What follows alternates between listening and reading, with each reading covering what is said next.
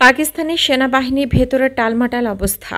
বহু বছর ধরে পাকিস্তানের সামরিক বাহিনী দেশটির সবচেয়ে গুরুত্বপূর্ণ প্রতিষ্ঠান। যদিও নিয়মিত বিরতিতে তারা নির্বাচিত সরকারের গদি উল্টে দিয়েছে, তারপরও বহু পাকিস্তানি এখনও মনে করেন যে রাজনীতিকেরা যে তালগোল পাকান তা থেকে মুক্তি দিতে পারে একমাত্র সেনাবাহিনী। দেশের অখণ্ডতা অটুট রাখতে সেনাবাহিনীর কোনো বিকল্প নেই। প্রশ্ন হচ্ছে, জেনারেলরা এখন নিজেদের মধ্যে বন্ধন অটুট রাখতে পারবেন কিনা। জনতুষ্টিবাদী নেতা ইমরান খান রাজনীতিতে হস্তক্ষেপ নিয়ে সেনাবাহিনীকে সরাসরি চ্যালেঞ্জ করায় তার বেশ বিপর্যয়কর অবস্থার মধ্যে পড়েছে। উত্তর সেনাবাহিনীও ইমরান খানকে শুধু ক্ষমতা থেকে সরিয়ে দেয়নি, তাকে জেলেও পুরেছে। গত ফেব্রুয়ারিতে অনুষ্ঠিত নির্বাচনে খানের দল বেশিরভাগ আসনে জিতলেও বেসামরিক সরকার গঠনে তাদের বাধা দেওয়া হয়েছে। তার বদলে সেনাবাহিনীর আশীর্বাদ পুষ্ট একটি সরকার ক্ষমতায় বসেছে। গোটা দেশ এখন গভীরভাবে বিভক্ত, কিন্তু সেনাপ্রধান জেনারেল সাইদ আসিম মুনির আরও বেশি উদ্বিগ্ন, কারণ এই দ্বিধা বিভক্তি এখন সেনাবাহিনীতেও ঘাঁটি গেড়ে বসেছে। পাকিস্তানের জনমনে এমনকি রাজনৈতিক মহলেও এমন আলোচনা আছে যে সেনা নেতৃত্বের একাংশ প্রভাবশালী সেনা পরিবার ও সাধারণ কর্মকর্তারা খানের দক্ষিণপন্থী আমেরিকা বিরোধী দৃষ্টিভঙ্গি এবং চীন ও রাশিয়ার দিকে যে ঝোঁকে তার প্রতি সহানুভূতিশীল। অভ্যন্তরীণ এই বিরোধ প্রশমনের উপর নির্ভর করছে পারমাণবিক অস্ত্রধারী ও বিশ্বের পঞ্চম ঘনবসতিপূর্ণ দেশটির স্থিতিশীলতা। এই বিভক্ত এমন একটা সময় হলো যখন পাকিস্তানের অবস্থা শোচনীয়। অর্থনীতি ডুবতে বসেছে এবং জেনারেল মুনির ওয়াশিংটনের সঙ্গে সম্পর্ক উন্নয়নে আপ্রাণ চেষ্টা চালিয়ে যাচ্ছেন। পাকিস্তান এখন সব দিক থেকে রাজনৈতিক ও নিরাপত্তাজনিত চ্যালেঞ্জের মুখোমুখি। এদিকে চির প্রতিদ্বন্দ্বী ভারতের নেতা নরেন্দ্র মোদী ও অন্যদিকে আফগানিস্তানের তালেবান শাসন ও ইরান। দেশের এই শোচনীয় অবস্থার দায় অনেকটাই বর্তায় সেনাবাহিনীর ওপর। 2008 সালে দশকব্যাপী চলা জেনারেল পারভেজ মোশাররফের শাসনামল শেষে পাকিস্তান একটা ভঙ্গুর গণতন্ত্রে ফিরে যায়, কিন্তু সেনা নেতৃত্বের ভয় ছিল যে দুইটি শক্তিশালী রাজনৈতিক দল পাকিস্তান মুসলিম লীগ, নেওয়াজ ও পাকিস্তান পিপলস পার্টি সামরিক বাহিনীর প্রভাবে রাশ টেনে ধরতে চাইছে।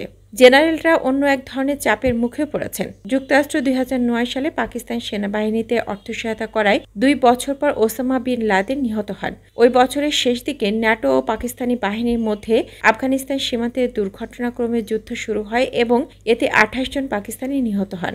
যুক্তরাষ্ট্র পাকিস্তানের সার্বভৌমত্বকে হুমকিতে ফেলতে ষড়যন্ত্র করেছে, এমন একটা কথাও সে সময় শোনা যায়।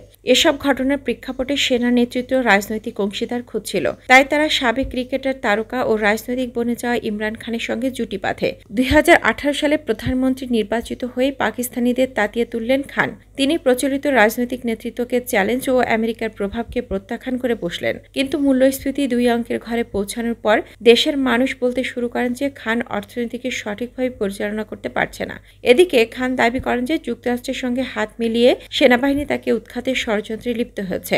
অর্থনৈতিক সমস্যার সঙ্গে রাজনৈতিক সংকট মিলেমিশে পরিস্থিতি জটিল হয়ে ওঠে। পেছন থেকে সেনাবাহিনী কলকাঠি নাড়ে এবং সংসদে আস্থা ভোটে 2022 সালের এপ্রিলে ইমরান খান ক্ষমতাচ্যুত হন। গত বছরের মে মাসে যখন দেশটির উচ্চ আদালত খানকে গ্রেপ্তারের নির্দেশ দেয়, তখন তার সমর্থকেরা প্রকাশ্যে সেনাবাহিনীর বিরুদ্ধে অবস্থান নেন, রাস্তায় নেমে আন্দোলন শুরু করেন, এমনকি সেনাবাহিনীর জ্যেষ্ঠ কর্মকর্তা ও সেনা স্থাপনায় হামলাও চালান। গত মাসে নির্বাচনের আগে খানের দল যেন জিততে না পারে সেজন্য সর্বোচ্চ চেষ্টা চালায় সেনাবাহিনী। দুর্নীতি ও রাষ্ট্রীয় গোপনীয় তথ্য প্রকাশের অভিযোগে নির্বাচনের আগে দণ্ডপ্রাপ্ত হন।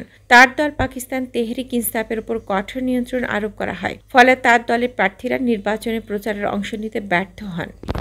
কিন্তু খানের বার্তা ও জেনারেলদের অদূরদর্শিতাকে ঘিরে সৃষ্ট ক্ষোভ জারি থাকে। পিটিআই সমর্থিত প্রার্থীরা সংসদের বেশিরভাগ আসন জিতে নিয়ে সেনাবাহিনীকে চমকে দেন।